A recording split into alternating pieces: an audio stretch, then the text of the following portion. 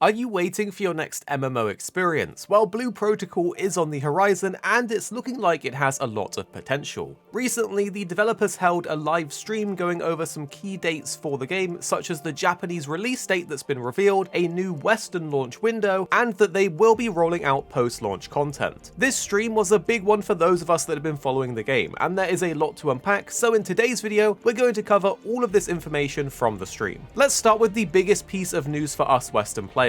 It was the announcement that Namco Bandai and Amazon Games have decided to delay the release of Blue Protocol to 2024. The game was originally scheduled to release in the second half of 2023, but has now been pushed back into 2024. During the recent live stream, the developers expressed their concerns about the global version of Blue Protocol. However, they were grateful for the support and feedback received from players and the community. They mentioned that Amazon will be providing more detailed information separately about the game, but we don't need to worry too much because we will still get a chance to have our hands on it this year, as there is a closed beta slated to happen still in 2023. You can actually sign up for the beta now, and to make it as easy as possible for you guys, we've put the link to that in the description down below, so go sign up if you want to. Personally, after having played the previous beta, it was super fun, but you could feel as you were playing that with some additional time and adjustments, it would make the game so much better, because the core minute-to-minute gameplay was really fun, but some of the systems surrounding progression and class gameplay did feel quite restrictive. So this extra time in the oven is a good thing for this game in our opinion, and it will be good for Amazon Game Studios to have extra time to prepare for launch, as their last few MMO launches have been a bit ropey to say the least. Let's not think about those massive queues and disconnects from the recent MMOs they've launched. So let's try and be positive and have a community spirit bomb / lend me your strength moment by liking the video in the hopes that Amazon Studio gets to launch this game right.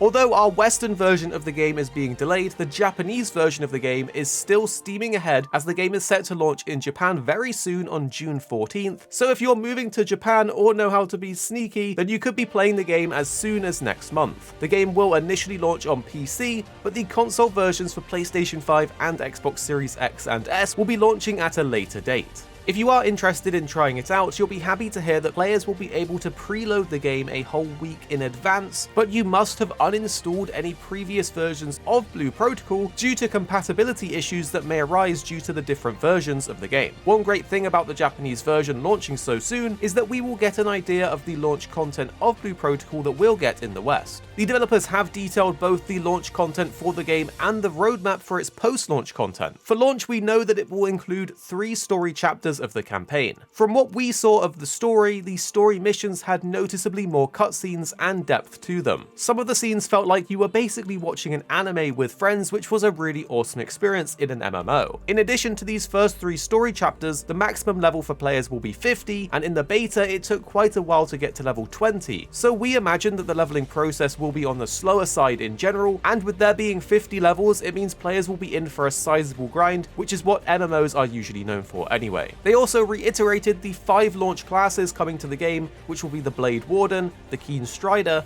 the Spell Weaver, the Twin Striker, and the Foe Breaker. Great news is that one section of the stream was dedicated to adjustments being made to the game after the last network test. We'd previously spoken about most of the big changes coming to the game on the channel already, but essentially from all of the feedback, they've made big adjustments to the adventure board system and reduced cooldowns across the board. But the developers did showcase some additional changes coming to the full game that aim to make the game more frictionless. A major change, which may seem small on the surface, is how you regain your health out of combat. Previously, you would need to go to and sit at a campfire or chug your potions to get your health back. Now players will passively regen health while outside of combat, and this regen rate will be increased for players that are sitting down. And going back to the adventure board, they made further changes on this that allows players to complete more tasks and boards simultaneously, as in the closed network test you had to focus on just a single board at a time, even if multiple boards had the same objectives. A main point of contention for players in the closed beta test was the fact that the class cooldowns were extremely long for some abilities, which is fine in MMOs where you have a whole keyboard worth of abilities, but in Blue Protocol you have a lot less active abilities that you can choose from. The developers have addressed this by reducing the cooldowns for classes, particularly focusing on the Keen Strider and Spell Weaver. Having played the Spell Weaver myself, I can say that some of the cooldowns were very